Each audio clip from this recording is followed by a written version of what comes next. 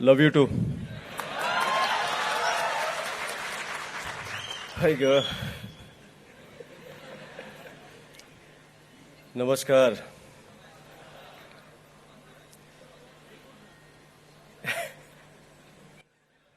थोड्या घोषणा द्या म्हणजे मला भाषण आठवेल. मजा केली रे.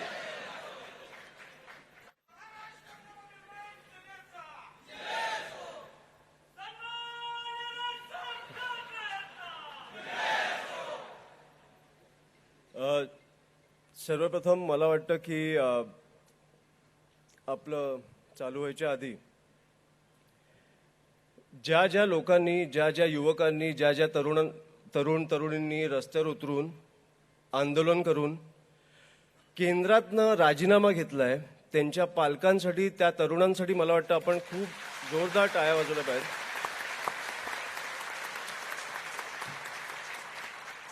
मी जेन्युइनली सांगतो, मी तुम्हाला जेन्युइनली सांगतो, मी राजसाहेबांचा मुलगा नसतो तर मी राजकारणात आलो नसतो. आणि हे मी खूप जाणून बुजून बोलतो. मी दरवेळेला बोलतो कारण मला राजसाहेब माझे वडील आहेत म्हणून नाही, ते राजकारणात आहेत म्हणून नाही, कारण माणूस प्रामाणिक आहे.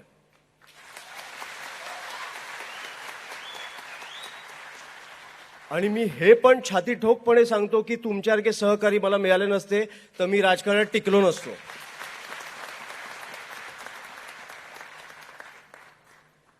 जेन्युइनली मला तुम्हाला सांगायचं आहे की जे काय आता फॉर एक्झाम्पल आपले अनेक आंदोलनं झाले गेल्या अनेक वर्षात. मला राजसाहेबांनी जेव्हा विद्यार्थी नेत्याचं पद दिलं, महाराष्ट्राचा दौरा निघाला, तुमच्यासारख्या अनेक तरुण तरुणींना भेटलो. आपण पहिलं युनिट स्थापनेचा कार्यक्रम दिला, तो तुम्ही इतक्या उत्तम प्रकारे राबवलाय. त्याच्यानंतर आपण आज इथपर्यंत आलो. मला माहित नाही मी तुमच्याशिवाय काय केलं असतं. आणि जेन्युइनली मी हे सांगतो कारण म्हणजे फॉर एक्झाम्पल आता तुम्ही आत्तापर्यंतचा दौरा झाला तो सगळे जे झाले आंदोलनं मला वाटतं विसरला पाहिजे. कारण मला आता तुम्हाला सांगायचे पण नाहीत आपण काय केलंय आणि तुम्हाला आठवतं पण मला वाटतं विसरला पाहिजेत.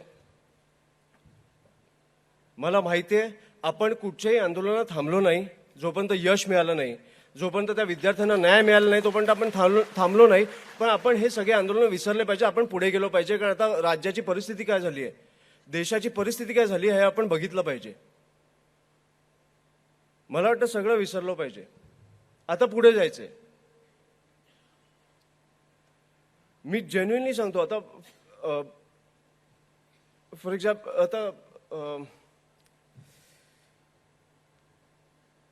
आता मी विसरायला लागलोय तुमच्या उत्साहामुळे.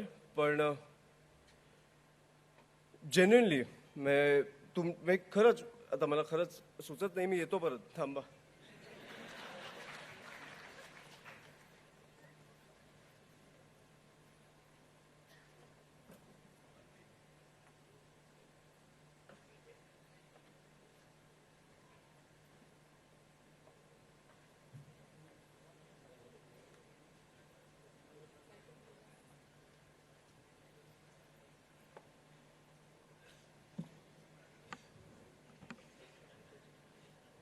स्थिर स्थावर आहे मी.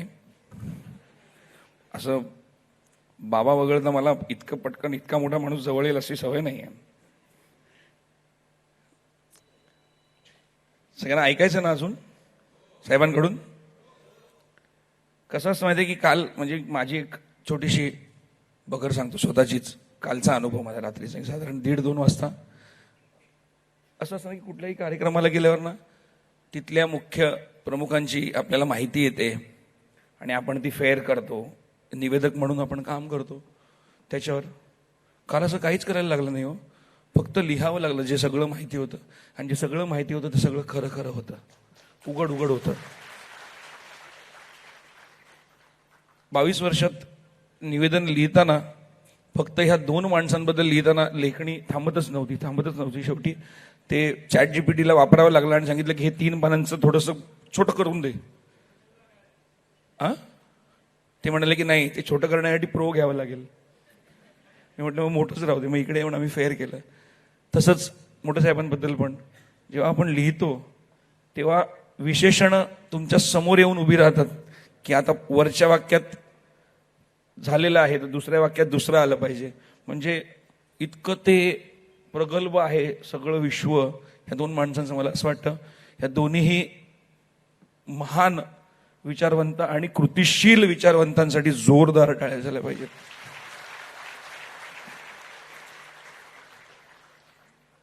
आणि कसं आहे की विद्यार्थी सेनेचा हा खूप मोठं व्यासपीठ आहे.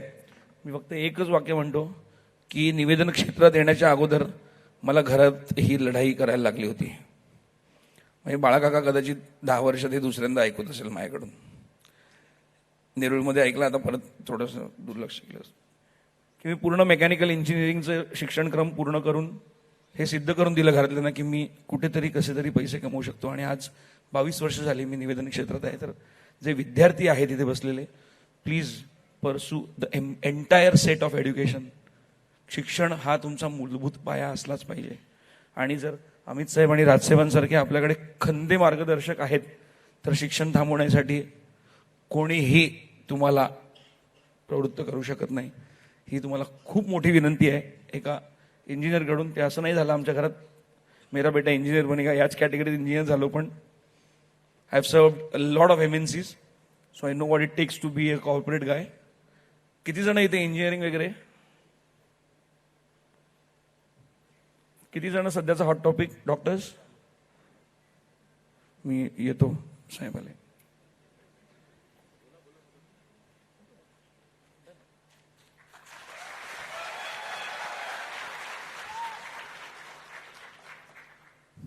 मी खरंच काय पाठ करून नाही आलोय म्हणून, पण तुमच्या ताकदीमुळे मला जरा धडकी भरली. मी जेन्युइनली सांगतो, मी आज आता आधीचं आठवते ना का परत बोलू, पण जेन्युइनली मला आजपर्यंत आपण कामं केलेली तुम्ही विसरून जा. ह्याच्या पुढे आपल्याला काय करायचं हे लक्षात ठेवा. मला वाटतं की तुमची ताकद तुम्हाला कळली पाहिजे. आजपर्यंत म्हणजे आता तुम्ही गेल्या आठवड्यात बघा, आपण जेव्हा व्हॅनमधनं लोकांना बाहेर काढत होतो, विद्यार्थ्यांना बाहेर काढत होतो, हा माझ्यात कॉन्फिडन्स कुठून आला? तर मला माहिती आहे की तुमची ताकद माझ्या मागे आहे आणि राजसाहेब ठाकरे नावाची एक शक्ती माझ्या मागे आहे. म्हणून मला वाटतं की हा कॉन्फिडन्स माझ्यात आला. पोलीस पण तुम्ही बघितले असतील तर शांत का होते? घाबरलेले? तर मला वाटत नाही घाबरलेले.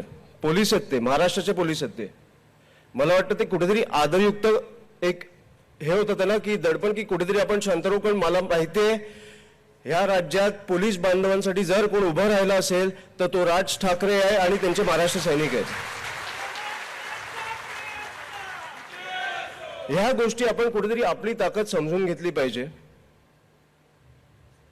कारण ह्या आता मी तुम्हाला जेन्युइनली सांगतो, मी राजकारणी नाही ना, मला बोलता येतं, पण मला माहिती आहे की आपल्या राज्यात काय चालू आहे, आपल्या देशात काय चालू आहे. मी खूप भीषण एक परिस्थिती बघितली आहे गेल्या 1 महिन्यात,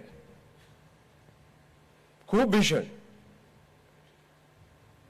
मी काठ्या घालून लोकांना मारताय, खिळे घालून लाठ्यांमध्ये लोकांना मारतायत काय, मुलींवर हात काय टाकतायत, कपडे काय फाडतायत. आत्ता ते चंद्रकांत दादा पाटील काय बोलले? चंपा काय बोलले ते की दिल्लीत सगळ्या पोलिसांनी दगड उचलले, आंदोलनात सगळे दगड उचललेत आणि त्या फुटप्रिंट वरनं ते आता आधार कार्डला लिंक करणार आहेत. सगळे चंपाच्या घरी पाठवा. मला वाटतं की ह्या तरुणांनी केंद्रातनं राजीनामा आणलाय, राज्यातनं आणायला वेळ नाही लागणार.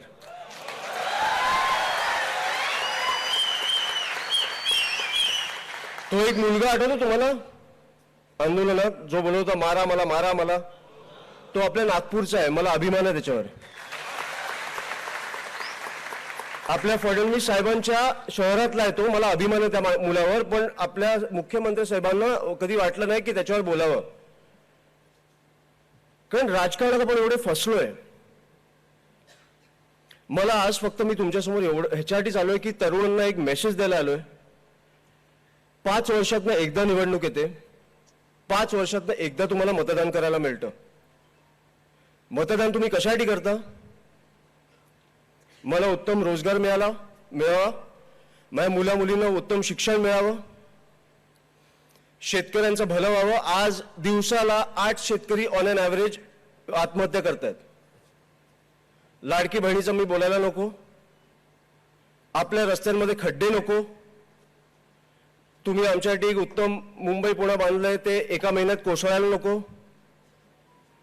पेट्रोलमध्ये इथेनॉल नको.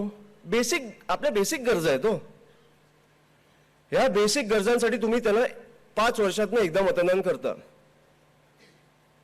4 वर्ष ते तुमची कामं करत नाहीत आणि 5व्या वर्षी तुम्हाला तुमची जात ही संकटात दिसायला लागते, धोक्यात दिसायला लागते. तुमचा धर्म हा तुम्हाला धोक्यात दिसायला लागतो. तुमची भाषा ही तुम्हाला धोक्यात दिसायला लागते. हे का होतंय हे पहिलं समजून घ्या. 4 वर्ष काही नसतं. 5व्या वर्षी काय येतं? कारण ते जिकडे अयशस्वी झाले तिकडे ते तुम्हाला आता फसवून फसवतायत की आता 5व्या वर्षी आम्ही हे करून मला वाटतं की ह्या गोष्टीवरनं हे लोक पेटतील. हे तुम्हाला कळायला पाहिजे कुठेतरी.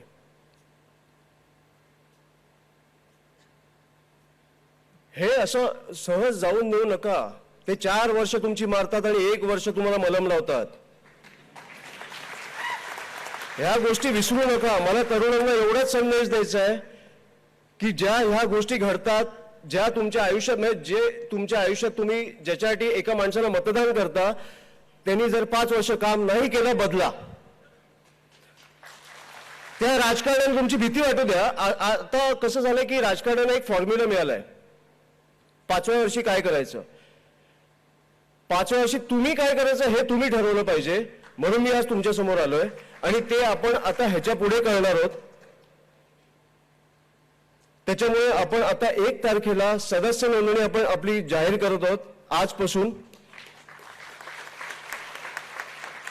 मी सगळीकडे फिरणार आहे.